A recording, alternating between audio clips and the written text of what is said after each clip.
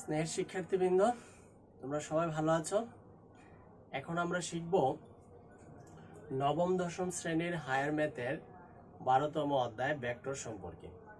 তো ভেক্টরের অনুশীলনীর মধ্যে 12 নং যে প্রশ্নটি আছে ওই প্রশ্নটির এখন আমরা সমাধান করব। তো প্রশ্নটি হচ্ছে, ভেক্টরের সাহায্যে প্রমাণ করো যে কোনো চতুর্ভুজের কর্ণদ্বয় পরস্পরকে সমদ্বিখণ্ডিত করলে তা একটি সামান্তরিক হয়। তাহলে প্রশ্নটা এখানে যা বোঝাতে চেয়েছে, আমরা যদি চিত্রের মাধ্যমে বিষয়টাকে একটু দেখি, যে একটি চতুর্ভুজ আঁকি,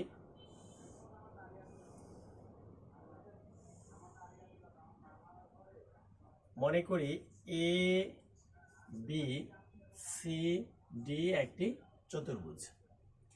এই চতুর্ভুজটির দুইটি কর্ণ, একটি কর্ণ হচ্ছে এসি আর একটি কর্ণ BD.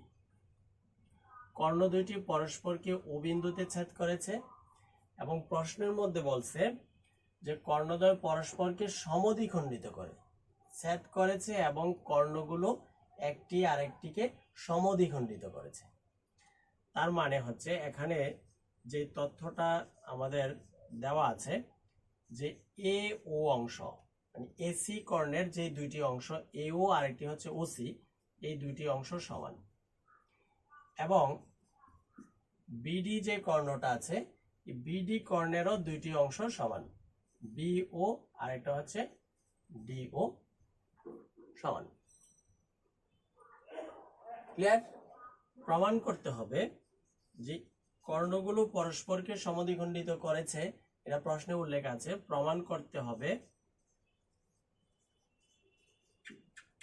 A B C D একটি সামান্তরিক। এ বি সি ডি যে সামান্তরিক আছে ইহা আমাদের প্রমাণ করতে হবে। তো প্রমাণ সহজ একটি প্রমাণ এবং ইম্পর্টেন্ট। তো যেহেতু এটাকে ভেক্টরের সাহায্যে প্রমাণ করতে হবে, তাহলে ভেক্টর চিহ্ন এখানে দিতে হবে, দেখাইতে হবে।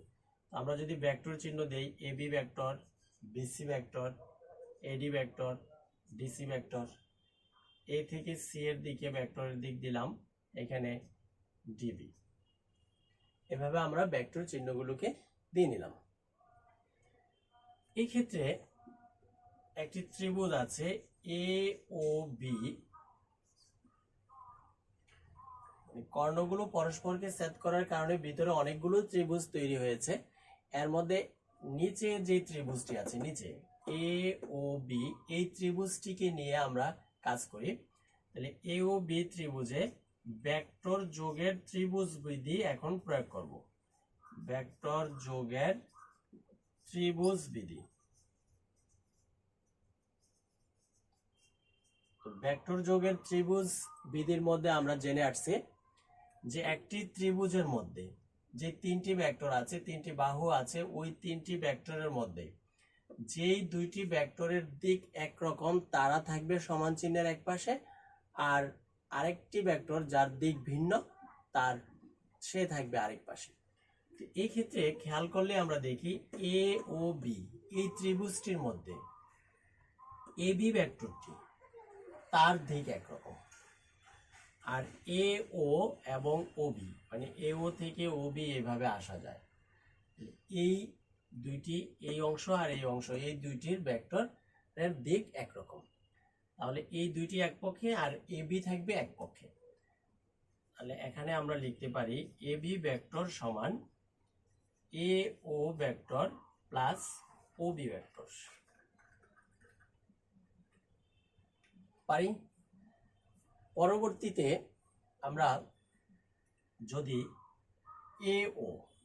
এ ওটাকে চেঞ্জ করে লিখি, এ ও এর জায়গায় এসি লিখবো, এ ও কে এসির মাধ্যমে প্রকাশ করব এবং হাফ এসি লিখতে পারি, কারণ এ ওটা একটু খেয়াল করলেই আমরা বুঝি এ ও অংশটা এসি কর্ণটার অর্ধেক। তাহলে পরের লাইনে আমরা লিখতে পারি এ বি ভেক্টর সমান হাফ এসি ভেক্টর। আর ওবি যে ভেক্টর আছে, সরি, ওবি যে ভেক্টর আছে, এই ওবি ভেক্টরটাকে আবার ডিবি ভেক্টরের অর্ধেক লিখতে পারি।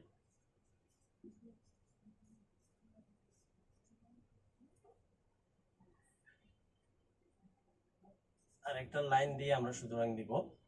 এখানে আমরা যদি হাফ কমন নিয়ে নেই তাহলে কি পাচ্ছি, AC vector plus DB vector.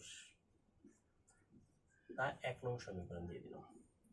তাহলে এবি ভেক্টরটাকে খেয়াল করি, আমরা এবি ভেক্টরটাকে দুইটি কর্ণের মাধ্যমে প্রকাশ করলাম। এবি ভেক্টরটি দুইটি কর্ণের মাধ্যমে প্রকাশিত হয়ে গেল। তারপর আবার আমরা যে উপরে একটি ত্রিভুজ দেখতে পারতেছি ডিওসি, ডিওসি ত্রিভুজকে নিয়ে কাজ করব। সেই ত্রিভুজের ডিসি বাহুটাকেও আবার এই দুইটি কর্ণের মাধ্যমে প্রকাশ করব, অর্থাৎ কর্ণগুলোকে চেঞ্জ করে, মানে অংশটাকে চেঞ্জ করে কর্ণ, সম্পূর্ণ কর্ণের মাধ্যমে প্রকাশ করব। তাহলে ত্রিভুজ ডিওসি এ একইভাবে ভেক্টর যোগের ত্রিভুজ বিধি, ভেক্টর যোগের ত্রিভুজ বিধি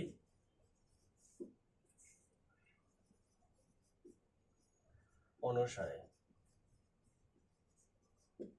ভেক্টর যোগের ত্রিভুজ বিধি অনুসারে এই ত্রিভুজটার দিকেও যদি আমরা ভালো করে তাকাই, দেখব যে ডিও এটার দিক এবং ওসি এই দুইটি ভেক্টরের দিক একরকম, আর ডিসি যে ভেক্টরটি আছে তার দিক ভিন্ন।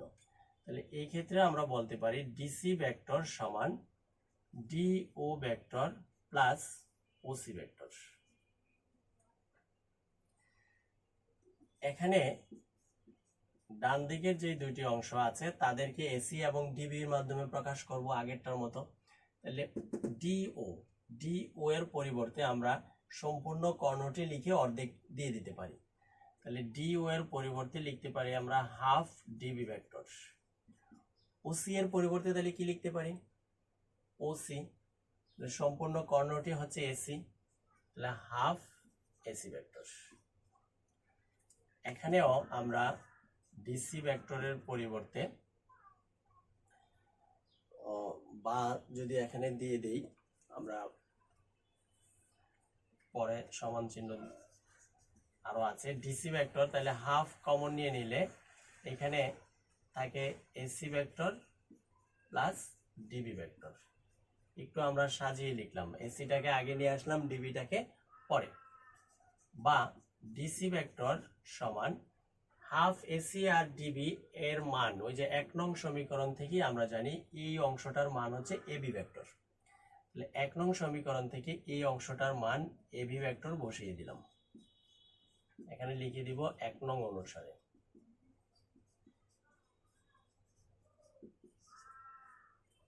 ক্লিয়ার?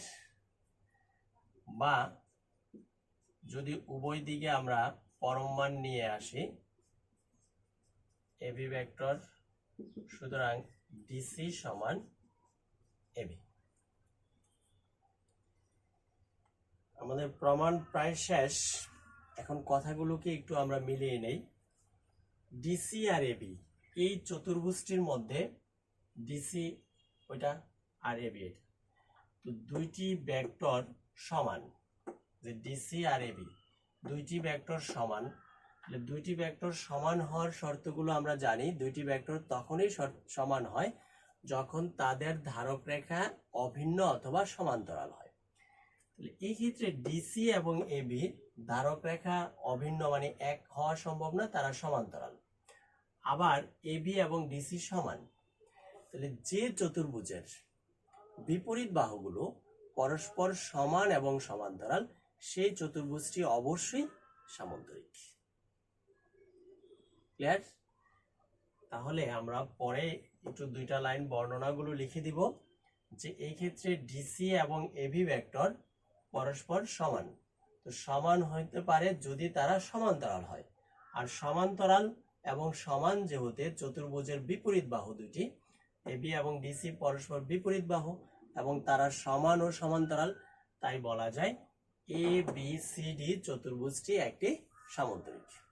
তাহলে এই দুইটা লাইন আমরা বর্ণনা লিখে এখানে তারপরে বলে দিতে পারি ABCD একটি সামান্তরিক। তাহলে বর্ণনাটা যদি আমরা লিখি, তাই এখানে বলবো AB ও DC বিপরীত বাহু এবং তারা পরস্পর সমান্তরাল। কারণ তাদের ধারক রেখা অভিন্ন অথবা সমান্তরাল হইতে হবে। তাহলে এখানে বলা যায় সুতরাং ABCD একটি সামান্তরিক প্রমাণিত।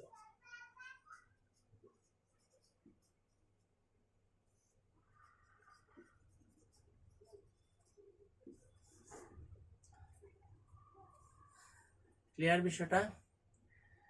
তো এই ছিল অনুশীলনী 12 নং প্রশ্নের অ্যান্সার। তো অত্যন্ত সহজ, আশা করি সবাই বুঝতে পেরেছ। তো তোমাদের এতক্ষণ মনোযোগ দিয়ে ক্লাসটি দেখার জন্য ধন্যবাদ। আর ক্লাস সম্পর্কে তোমাদের মতামত কেমন লাগলো, তোমরা তোমাদের ভালো লাগা খারাপ লাগা এগুলো কমেন্ট দিয়ে তোমরা জানাবা। ওকে, থ্যাংক ইউ, ভালো থাকো সবাই।